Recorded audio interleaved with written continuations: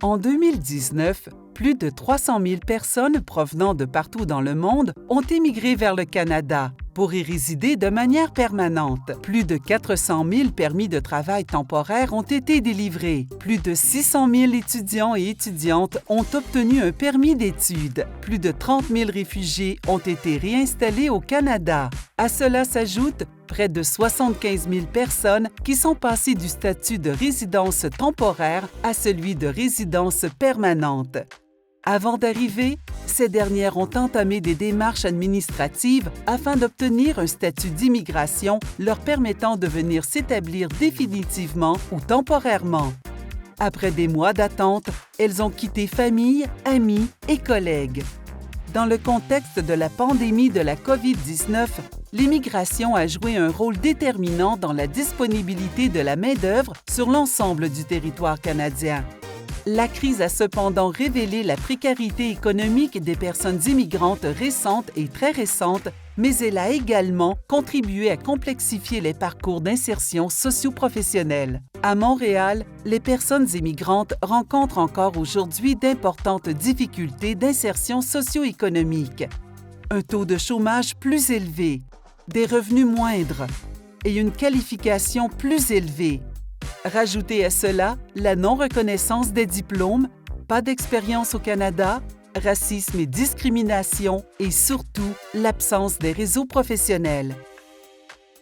Ces réalités propres aux personnes immigrantes récentes au Québec nécessitent désormais une analyse encore plus approfondie. Grâce à un financement obtenu par le Fonds de recherche du Québec, Société et Culture, FRQSC, l'équipe de recherche de l'IRIPI s'est intéressée au rôle des réseaux sociaux dans les trajectoires d'intégration socio-professionnelle des immigrants récents. Notre objectif principal était de mieux comprendre, d'une part, comment les personnes immigrantes, au cours de leur trajectoire d'insertion socio-professionnelle, s'informent à partir de leurs réseaux sociaux et, d'autre part, pourquoi l'information est utilisée ou non.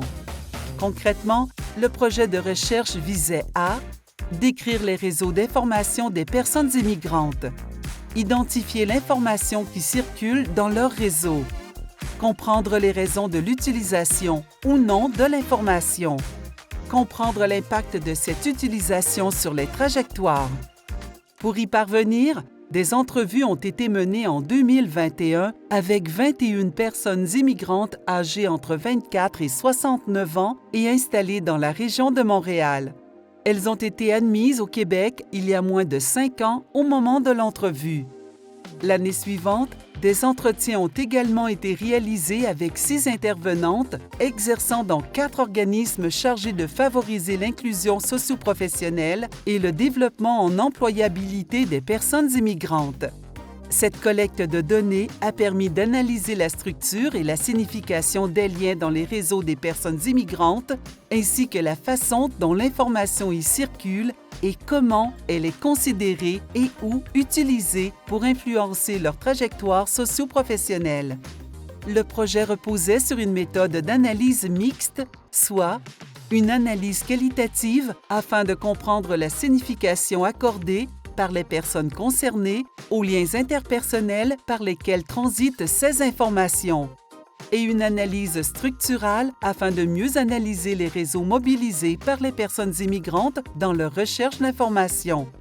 En mobilisant l'approche des parcours de vie, l'analyse des trajectoires d'insertion socio-professionnelle des personnes immigrantes a permis de faire ressortir 3 types de parcours, soit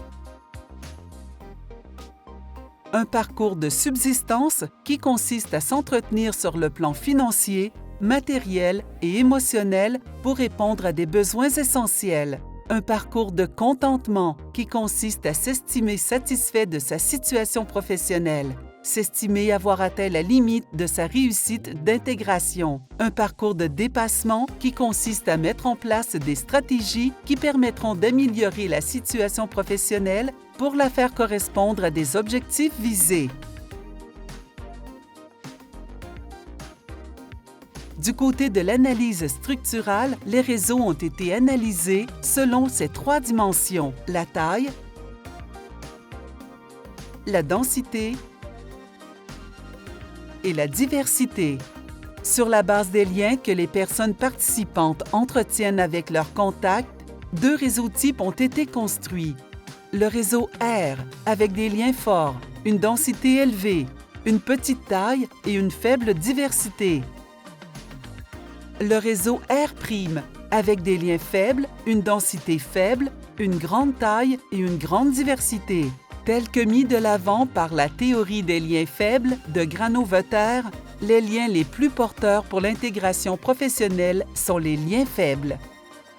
Cependant, qu'en est-il des personnes immigrantes récentes ayant un parcours de dépassement? Quels liens sont les plus porteurs?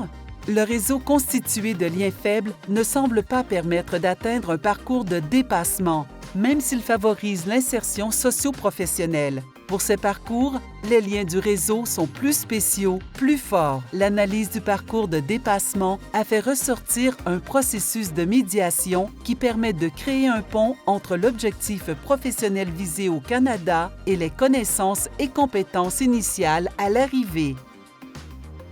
Ce processus se fait via une personne médiatrice avec qui le ou la nouvelle arrivante entretient des relations relativement élaborées, incluant des contacts fréquents. Cette dernière connaît particulièrement bien le domaine professionnel visé par la personne immigrante et l'accompagne progressivement dans son cheminement professionnel. 5 sources d'informations auxquelles les personnes immigrantes ont recours dans le but d'orienter leur perspective socio-professionnelle ont été identifiées. Source de confiance, de proximité. La personne a tendance à faire confiance naturellement à l'information obtenue et à l'exploiter afin d'atteindre un objectif. Source généraliste. La personne cherche des informations d'ordre général. Source expérientielle. La personne considère comme suffisante l'information obtenue via des sources évoquant leur expérience pour leur propre intégration socio-professionnelle. Source spécialisée ou d'expertise. La personne va chercher l'information chez les spécialistes ou les personnes expertes qu'elle a identifiées dans un domaine spécifique. Source partie prenante. La personne va chercher l'information non seulement chez les personnes détentrices de l'information, mais aussi chez celles qui en assurent l'existence, la diffusion, la validation et la concrétisation. En arrivant au Québec, les personnes immigrantes entrent en contact avec leurs proches déjà installés, famille, amis, personnes issues du même groupe d'appartenance. Certains contacts sont même établis avant l'arrivée au Canada. Cependant, il n'en reste pas moins que ces réseaux demeurent de petite taille dans les premiers mois de l'installation dans la société d'accueil et se composent d'individus pas nécessairement compétents pour soutenir et accompagner le projet professionnel ni orienter la personne immigrante vers l'emploi visé. Ce type de réseau, uniquement composé de proches, a également pour fonction de soutenir et accompagner la personne nouvellement arrivée durant les premiers jours du séjour. Malheureusement, ces personnes, dites proches, interfèrent trop souvent dans la trajectoire d'insertion socio-professionnelle ou dans la démarche d'accompagnement de l'organisme communautaire. La personne immigrante a tendance à faire davantage confiance à un proche qu'à un étranger, indépendamment de sa compétence. Un certain temps semble s'écouler avant que les personnes immigrantes prennent en considération ces 3 réalités dans leur parcours. Chaque individu a son propre parcours d'insertion socio-professionnelle. Il existe une multitude de trajectoires. Les informations obtenues, même fiables, sont sujettes à actualisation tout au long du parcours. Une insertion socio-professionnelle réussie nécessite l'implication de personnes compétentes dans le domaine de l'accueil et l'intégration des personnes immigrantes.